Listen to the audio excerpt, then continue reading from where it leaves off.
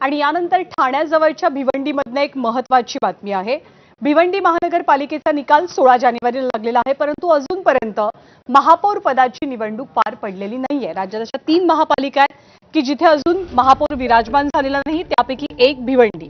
भिवंडीचे माजी महापौर विलास पाटील यांना सध्या अटक झाल्यामुळे मोठी राजकीय खळबळ उडाली आहे। ठाणे आर्थिक गुन्हे शाखेने त्यांना अटक केली। विलास पाटील यांना 4 दिवसांची कोठडी सुनावली जाते।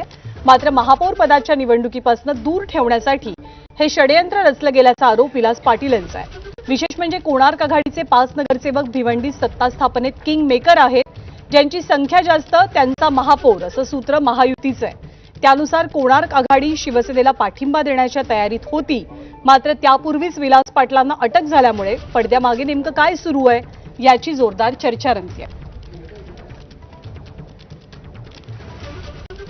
तर भिवंडीच्या राजकारणाबद्दल अधिक माहिती जाणून घेण्यासाठी माझा सहकारी दीपक सध्या आपल्या सोबत आहे। दीपक अर्थातच अँकर म्हणून सगळ्यांना माहिती आहे, पण दीपक भिवंडीचा आहे, त्यामुळे भिवंडीची गणित तो जास्त नीट समजावून सांगू शकेल।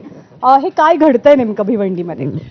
ज्ञानदा, ज्याप्रमाणे आपल्याला माहिती आहे की प्रत्येक शहरावर कुठल्या तरी 4 ते 5 व्यक्तींचा राजकीय प्रभाव असतो, तर तसाच प्रभाव भिवंडीमध्ये विलास पाटील यांचा अनेक वर्षांपासून असलेला पाहायला मिळतंय। आणि आता जे काही सगळं घडतंय त्याला एक वेगळी पार्श्वभूमी आहे। अर्थात यामध्ये जे एक राजकीय द्वंद्व पाहायला मिळते ते म्हणजे भिवंडीचे आत्ताचे जे आमदार आहेत, भाजपचे आमदार महेश चौगुले आणि विलास पाटील, या दोघांचीही मुलं या निवडणुकीला एकमेकांच्या समोर उभी होती। या निवडणुकीमध्ये मयुरेश पाटलांनी विलास पाटलांच्या मुलाने मीत चौगुले म्हणजे आमदार महेश चौगुले यांचा मुलगा याचा पराभव केलेला होता। केवळ इतकंच नव्हे तर यानंतर दगडफेक झाली होती, विविध गोष्टी होत्या। आणि विलास पाटील हे असं व्यक्तिमत्व आहे की त्यांचं कायमच कुठल्याही पक्षासोबत त्यांनी संधान बांधायचं ठरवलं तर ते कायम संधान बांधतात आणि आपला महापौर बसवतात।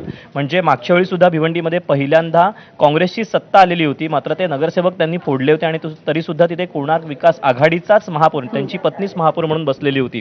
तर सातत्यानं एक किंग मेकरच्या भूमिकेमध्ये विलास पाटील त्यांना कायम पाहत आलेले होते। आणि आत्ता सुद्धा याला राजकीय किनार वेगळी आहे, ते म्हणजे चौगुले आणि पाटील यांच्यातलं राजकीय वैर। त्यामुळे या सगळ्यातून नेमकी सूत्र कोण हलवतायत हे आता आगामी काळात काय पुढे येतं का हे पाहणं महत्त्वाचं ठरणार आहे।